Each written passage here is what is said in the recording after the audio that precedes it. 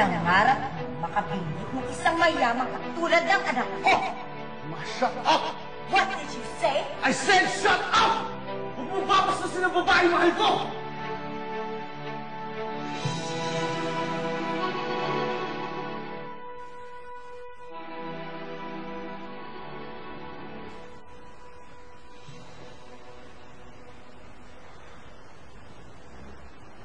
Mabuti naman naisipan mo pang umuwi. Gising pa pala kayo, Ma.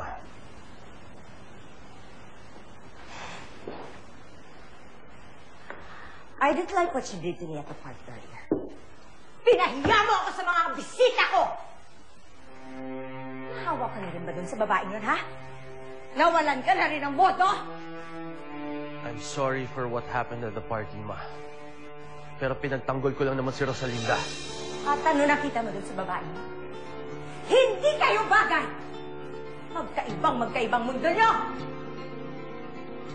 Mahal ko si Rosalinda, Ma.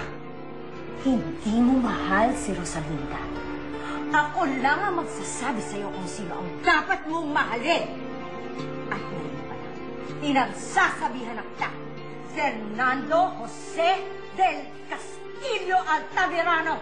Hindi yon si Rosalinda. Kaya, kung ayaw mo magalit ako sa'yo, hindi siya ang babaeng dapat mong mahalin.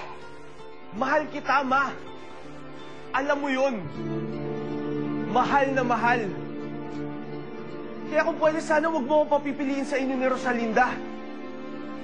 Dahil baka hindi mo magustuhan kung sino pipiliin ko. Ingrato!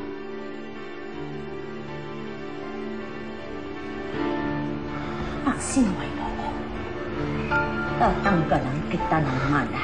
Ipinapangako ko yan sa'yo. Do whatever you want, Ma.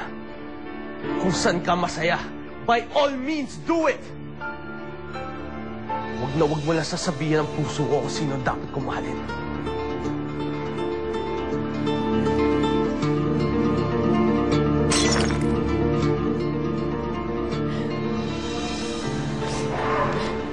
Bakit ang tagal-tagal nila sa loob? Bakit hanggang ngayon wala pang balita? Ate, relax ka muna. Paano ako makakapag-relax ang inay nasa peligro?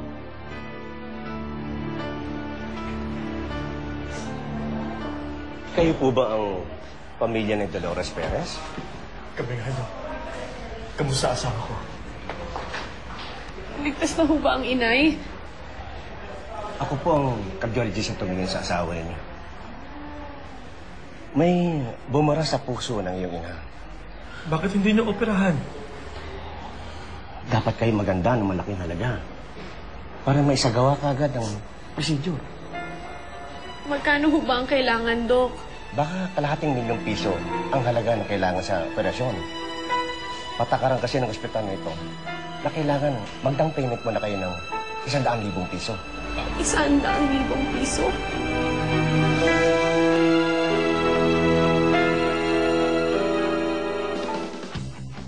Take a bite and enjoy life with a chocolate bar that brings out the brighter side of life. Bite into the bright side with Cloud9. Noon pa man, Magnolia na ang gatas at ice cream ng Pinoy. Hanggang sa lumaki at lumaki at lumaki ang pamilya. Magnolia. Kailangan ng down payment para maisagawa ka agad ang procedure. Sige, iwan ko muna kayo.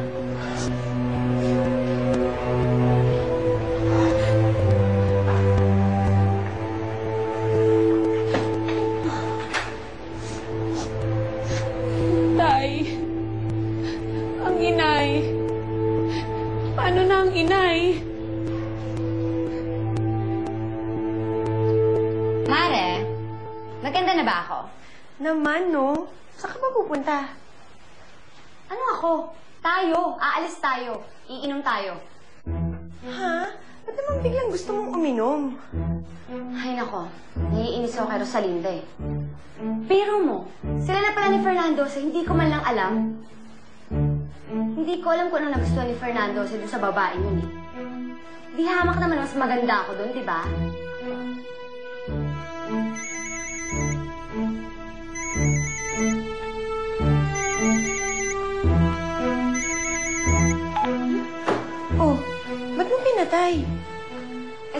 emergency lang yun eh.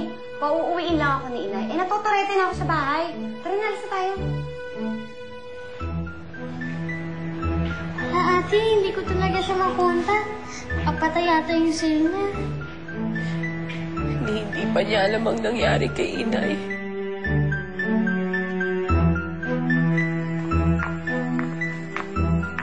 Hi, Fedra. Ganito mo talaga? Pwede ba? Pagkasingyaman mo na si Fernando, tsaka ka mag-hi sa akin, ha? At baka sa oras na yon, pansinin na kita. Baka lang, ha? Hindi ako nangangako. Tsaka huwag kang umasa.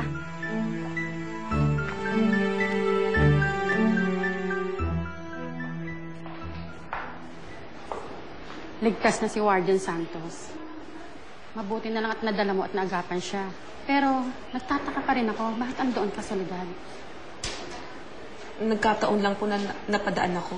Sigurado ka ba? Opo, opo. Anyway, magkakaroon naman ng investigasyon sa takasang nangyari. Masaya ako, lalo si Warden Santos sa ginawa mo. Sige, balik ka na sa selda mo. Soledad, di ba may anak ka na gusto mong makita at mayakap? Opo, si Rosalinda po. Mabuti na lang at di ka sumama sa mga tumakas. Nagkaroon ng enkwentro, patay ang lahat. Kung nagkataon, hindi mo na natupad ang pangarap mo na makita at mayakap ang anak mo.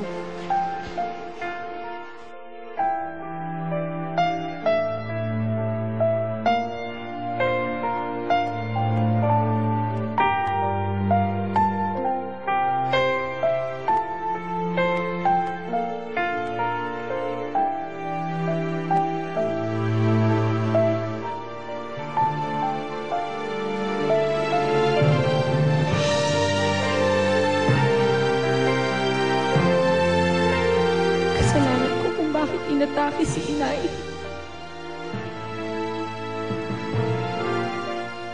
Bakit kaya ganun ang reaksyon ni inay nung nalaman niyang isang Altamirano si Fernando, Hello? Sino to? Nagawin ko ang lahat, mailigtas lang kayo. Hindi ko papayaang mawalay kayo sa akin, ay.